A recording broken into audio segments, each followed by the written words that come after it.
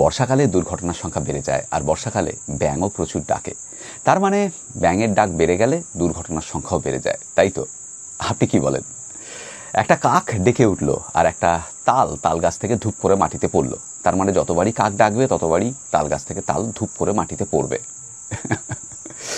দুটি সম্পূর্ণ আলাদা ঘটনা, যাদের মধ্যে কোনো সম্পর্কই নেই, অথচ হয়তো ঘটছে এক সময়। এবার রাজনৈতিক দল আর মিডিয়া হাউসগুলো একটা অদ্ভুত কিম্ভূত সমীকরণের সাহায্যে এই দুটো ঘটনার মধ্যে একটা সম্পর্ক স্থাপন করে দেওয়ার চেষ্টা করে। তাতে ফায়দা এদেরই। রাজনৈতিক দলগুলোর ফায়দা হচ্ছে ভোটে জিতে ক্ষমতার লড়াই, রাজনৈতিক স্বার্থ, আর মিডিয়া হাউসগুলোর ফায়দা হচ্ছে টিআরপি বাড়ানো। আপনার লজিক কি বলে? মাধুরী গুপ্ত ভারতের IFS officer, Indian foreign service officer. জানেন কিনা জানি না, আইএএস পরীক্ষায় ইন্ডিয়ান অ্যাডমিনিস্ট্রেটিভ সার্ভিসের সবচেয়ে উপরের দিকে যারা থাকেন তারা এই ফরেন সার্ভিসে রিক্রুট হন। তো এই মাধুরী গুপ্ত আইএফএস অফিসার 2010 সালে গুপ্তচর বৃত্তির অভিযোগে ধরা পড়েছিলেন। দেশের গুরুত্বপূর্ণ গোপন নথি উনি পাকিস্তানের হাতে তুলে দিয়েছিলেন। তার মানেটা কি দাঁড়ালো? সব আইএফএস অফিসারই গুপ্তচর, তাই তো? আপনি কি বলেন? একটু খোঁজ নিয়ে দেখুন না, এরকম অনেক আর্মির অফিসারের খবর পাবেন যারা দেশের গোপন নথি বিদেশের কাছে, বিদেশের গুপ্তচর সংস্থার কাছে বিক্রি করে দিয়েছেন। তার মানে আর্মি সব লোকই গুপ্তচর। আপনার কি মনে হয়? আপনার লজিক্যাল সেন্স কি বলে? আরেকজনের কথা বলছি। 1980 সাল ভারতের র এজেন্ট মেজর রবীন্দ্র সিং, তিনি সিআইএর কাছে ভারতের গুরুত্বপূর্ণ গোপন নথি বিক্রি করে দিয়েছিলেন। তার মানে কি দাঁড়ালো?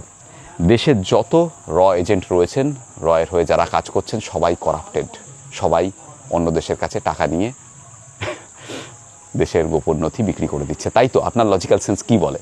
এটাই বলে কি কাক ডাকলো আর তাল পড়লো, তার মানে সবসময় কাক ডাকলেই তাল পড়বে? নিজেকে জিজ্ঞেস করুন একটু, আপনি কি বুঝছেন? কোনো এক জ্যোতি মালহোত্রা, এই দেখুন, এই নামটা মুখে আনতেও ইচ্ছা করছে না, অথচ আপনাদের জন্যই আজ উচ্চারণ করতে হচ্ছে। সে ট্রাভেল ব্লগার, পাকিস্তানের হয়ে গুপ্তচর বৃত্তি করেছে, ধরা পড়েছে। এবার থামছি। এর পরে আমি কি বলতে চলেছি আপনি আন্দাজ করতে পারছেন কি? যদি পারেন তবে আপনি বুদ্ধিমান নাগরিকদের মধ্যে একজন। হ্যাঁ, জ্যোতি মালহোত্রা ট্রাভেল ব্লগার, সে গুপ্তচর বৃত্তি করেছে, ধরা পড়েছে। তার মানে এই নয় যে দেশের সব ট্রাভেল ব্লগাররাই গুপ্তচর। কিন্তু কি কাণ্ড দেখুন, সিম্পলি লজিক, অথচ এই লজিকই রোজ মরে বুড়বকের হাতে। মিডিয়া হাউসগুলো তো গত কয়েকদিন ধরে কাক ডাকার সঙ্গে তাল পড়া সম্পর্ক খুঁজে গেল অদ্ভুতভাবে চিল্লামিল্লি করে। শুধু এই ইস্যু না, সব ইস্যুতেই ওরা এটা করে। আরে ও মিডিয়া হাউস মশাই, আপনারা একটা কাজ করুন না, পার্ক সার্কাস ময়দান খালি আছে, সেখানে চলে যান। 365 দিন 24x7 ভালো টিকিট সেল হবে। যা আপনারা এখান থেকে কামাচ্ছেন তার থেকে বেশি ইনকাম ওখানে হবে। আজকাল সার্কাস উঠেই গেছে, কিন্তু আপনারা ভালো রিপ্লেসমেন্ট। জ্যোতি মালহোত্রা স্পাই মানে দেশের সব ট্রাভেল ব্লগার স্পাই। আরে মশাই, তাহলে তো একটা রাজনৈতিক দলের একজন নেতা গরু পাচার করে জেলে গিয়েছে, তাহলে সেই রাজনৈতিক দলের সব নেতাই গরু পাচারকারী? বলুন দেখি, আপনার লজিক কি বলে? আপনাদের লজিক কি বলে? আরেক দল তথাকথিত চিন্তাশীল ব্যক্তি তো আরেক কাঠি ওপরে। তাদের ধারণা ট্রাভেল ব্লগারদের তোলা ছবির মাধ্যমে দেশের বিভিন্ন জায়গার সব সিক্রেট জায়গার ছবি বিদেশের হাতে চলে যাচ্ছে। আরে ও মশাই, গুগল আর্থটা খুলে দেখুন, আপনার কাছে যে ম্যাপ আছে গুগল ম্যাপ খুলে দেখুন, হাওড়া ব্রিজের না নাট বল্টু অবধি দেখা যায়। এই যে আমাদের ব্যারাকপুরের এয়ার স্ট্রিপ, হাসিমারার এয়ার স্ট্রিপ, কোন জায়গা চান? শুধু এয়ার স্ট্রিপ না, এয়ার স্ট্রিপের চারপাশে যা কিছু আছে সব কিছু পরিষ্কার দেখতে পাবেন। আপনিই পাবেন আপনার মোবাইল ফোন থেকে বা ডেস্কটপ থেকে, খুলে দেখুন। আমাদের কলকাতা শহরের ওপরে চীনের আর আমেরিকার স্যাটেলাইট কতবার মাথার ওপর দিয়ে যাচ্ছে জানেন? আপনার ধারণা আছে? আজকালকার দিনে কোনো বিদেশি গুপ্তচর সংস্থা ছবি পাওয়ার জন্য অন্ততপক্ষে ট্রাভেল ব্লগারদের ব্যবহার করবে, এটা ভাবাটা অত্যন্ত বোকামি। সেটা বুদ্ধিমান হয়ে একটু বোঝার চেষ্টা করুন। ছবিরই যদি দরকার হয়, আমি ওরকম বোকার মতো এত বড় ক্যামেরা নিয়ে সব জায়গায় ছবি তুলে ইউটিউবে পোস্ট করব কেন? যারা গুপ্তচর সংস্থা তারা এতটাই বোকা? আরে ঢেলে পাওয়া যায় স্পাই ক্যামেরা, সেক্ষেত্রে স্পাই ক্যামেরা রয়েছে। আরে তাই দিয়ে লোকজন এসে ছবি তুলে নিয়ে যাবে, আমরা কেউ টেরই পাবো না। ঢেলে বিক্রি হয় স্পাই ক্যামেরা, আপনিও বাড়িতে আনিয়ে নিতে পারেন। এত ছোট্ট ক্যামেরা যেগুলো আপনি লুকিয়ে রেখে অন্য জায়গায় ছবি তুলতে পারবেন। বুঝেছেন? মানে যেখানে নিষেধাজ্ঞা রয়েছে তার ভেতরেও সে স্পাই ক্যামেরা ঢুকে যাবে, ছবি তুলে নিয়ে চলে আসবে। বুঝে দেখুন, এগুলো সব অ্যাভেলেবল। টেকনোলজি এত হাই আজকালকার দিনে যে ছবি তোলাটা লোকজনকে না জানিয়েও করা যায়। ছবি আজকের দিনের কোনো গুরুত্বপূর্ণ ব্যাপার নয়, এটা বুঝুন, মাথায় রাখুন। কারণ ওপর থেকে স্যাটেলাইট এত নিখুঁত ম্যাপ তুলছে একটা জায়গার, সেক্ষেত্রে সেই জায়গাটা সম্পর্কে তথ্য ছবির মাধ্যমে জানার আর প্রয়োজন হয় না বিদেশি গুপ্তচর সংস্থাগুলোর। তাহলে বিদেশি গুপ্তচর সংস্থাগুলো চায়টা কি?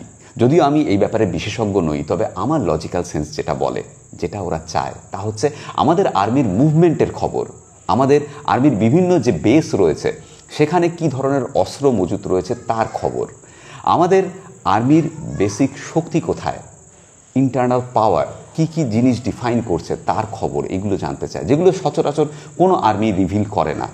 গুরুত্বপূর্ণ নথি, গুরুত্বপূর্ণ এগ্রিমেন্ট বিভিন্ন সংস্থার সঙ্গে আর্মি কি করছে, তার থেকে ফায়দা কি আমাদের দেশের আর্মি, এই জিনিসগুলো গুপ্তচর সংস্থাগুলো, বিদেশি গুপ্তচর সংস্থাগুলো জানতে চায়। যারা আমাদের শত্রু দেশ তারা জানতে চায়, আর এই খবরগুলো সংগ্রহ করে পাচার করার দায়িত্ব থাকে গুপ্তচরদের হাতে।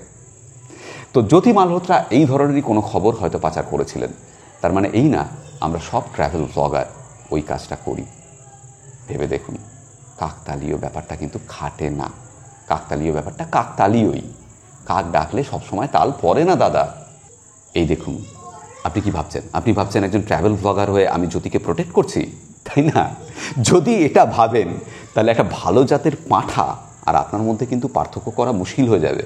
শুনুন, জ্যোতি যা করেছে তা ঘৃণ্য অপরাধ। টাকা বা সুবিধে বা দুটোর জন্যই হয়তো দেশকে বেঁচেছে, যার কোনো ক্ষমা নেই। একজন ট্রাভেল ব্লগার হিসেবে, একজন ভারতীয় সুনাগরিক হিসেবে লজ্জা, ঘৃণা, রাগ সব হচ্ছে এই মেয়েটির উপরে। কিন্তু জ্যোতি ট্রাভেল ব্লগার মানেই দেশের সব ট্রাভেল ব্লগারই স্পাই, এরকম একটা ধুয়ো তুলে দিল মিডিয়া। কী সব তাদের যুক্তি, হ্যাঁ? কাক ডাকার সঙ্গে তাল পড়ার সম্পর্ক স্থাপনের জন্য কী সব জ্ঞানগর্ভ আলোচনা, আহা! আর কিছু মানুষ সেটা প্রমাণিত বুঝে নিলেন আর চেঁচামেচি জুড়ে দিলেন। তবে একটা মজার কথা আছে, সেটা হচ্ছে এই যে চেঁচামেচি, এটা কিন্তু ক্ষণস্থায়ী। কারণ দুদিন পরেই এই ইস্যুটা চলে যাবে। আর এখানেই মিডিয়া হাউসের সমস্যা, তারা তো ভাতে মারা পড়বে। এই জন্য আবার অপেক্ষা, কবে আবার একটা ইস্যু আসবে, কবে আবার একটা ঘটনা ঘটবে, আবার সেখানেও এই তিলকে তাল বা ওই কাক ডাকলে তাল পড়ার এই যে উপপাদ্য, সেটা আবার প্রমাণের চেষ্টা।